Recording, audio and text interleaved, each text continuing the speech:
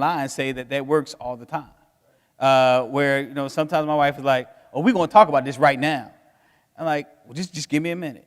Just, like, please, I just need to, I need a minute. I need a timeout. Timeout. And the other spouse has to respect the timeout.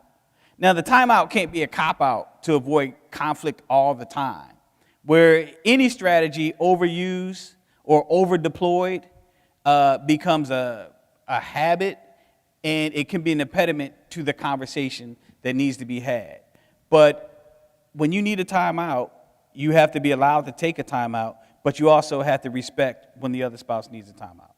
And that's important. You need to respect when the other spouse needs that timeout, because sometimes I have a hard time respecting that timeout request. No, we're going to play right now. So you need to exhibit a certain level of maturity and come out of yourself to understand, okay, your spouse is trying to have a conversation with you at a better frame of mind, so you don't say anything that you'll regret later. And you got to come out your feelings and say, okay, I get that and I understand that. And sometimes you have to walk away and come back later. Thank you. I also had another question. You said that I'm not saying we got a whole bunch of problems. and guess well, we all do. And guess what? I also want to normalize, like we're striving for perfection. Right. And we are not the perfect marriage. We have learned some stuff, and I wish we knew then what we know now. We could have enjoyed the first part of our marriage. That was a struggle. It's hard. Bruh, it was a struggle. And we had to mature to get here. And I'm just asking a question to help other couples that may struggle with some things that we're not struggling. But you said that when you do things or say things to hurt each other, the mindset should be we're only human. But when I grew up, whenever someone would do something, whether it be parents, friends, whoever, say things or do things to hurt my feelings or to hurt me, my first thought was, they don't like me or they don't love me. So even, when we were in a committed relationship or even marriage, yeah, you say, okay, they're imperfect, I'm imperfect. But even with that, when someone, even my spouse, when she says something or does something that hurts me, I'm thinking, man, wow, the person that I married, the person that I didn't expect to hear that from or for her to do that to me, it's hard to get back to, she's only human. You think, man, she's my ride or die. She's my partner. And in some instances, for me, it made it hurt worse. I'm thinking Shakespeare. Et tu, Brutus? Like, bruh, we were brothers, and that's the knife? Yeah. But that's where this idea of trust and reconciliation, and we go back to Ephesians, where this whole notion, as Christ loved the church. How many times have we done an et tu, Brutus to Christ? Like, bruh, you lying again? Bruh, you doing this again? Like,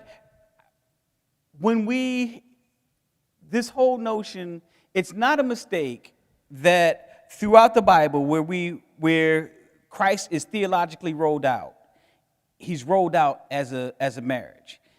Even in Revelations, who cometh? The bridegroom. And he's coming back for his bride. Like, he's coming back for the church, his bride. And there's this, throughout the Bible, it is all about love and reconciliation and what it takes to restore and bring back. Restore and bring back. Well, the only reason to restore something is that it has been broken, damaged, malfunctioned. But our job as Christians is to reconcile, restore, bring back. Right now, we've gone through maybe about 4 or 5 principles. There are about 4 or 5 more that tap into some of what you're also talking about too, where we're going to talk about for the next part of this is, what are some of your non-negotiables?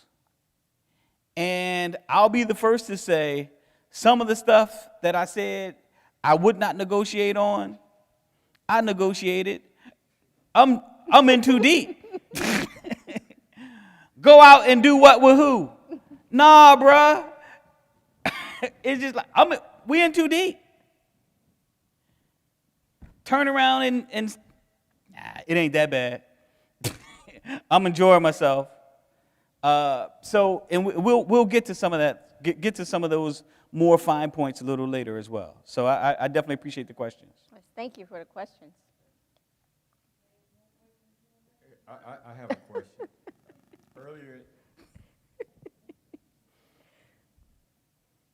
my question is, earlier on in the presentation, you mentioned the importance of communication.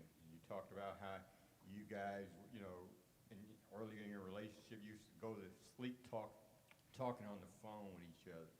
And so, what have you done over the 20 years now to keep that kind of conversation going, or is that necessary?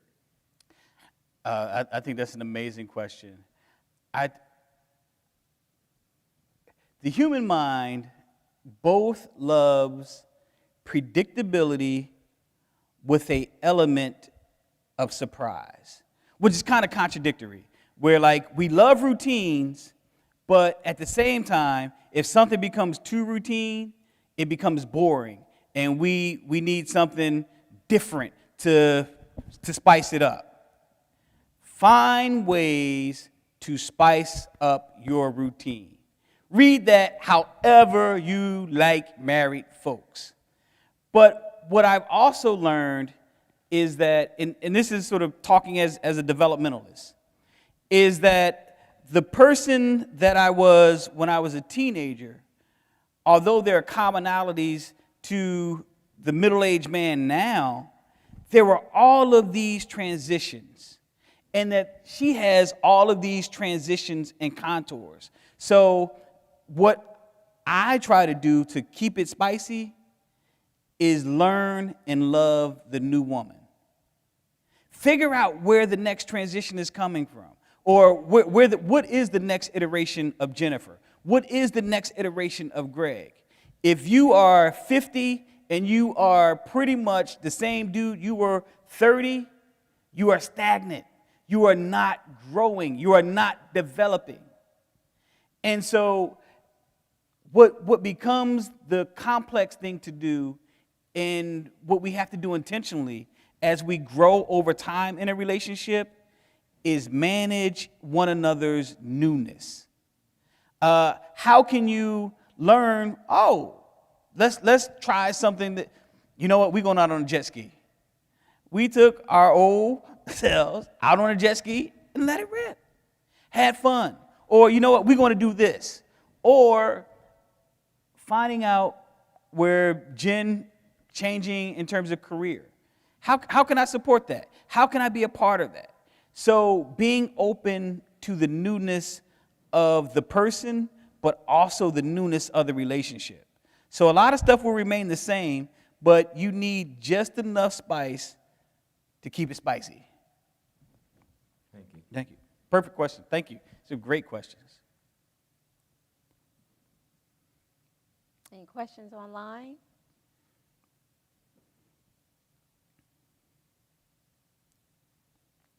Well, I'll tell my story though.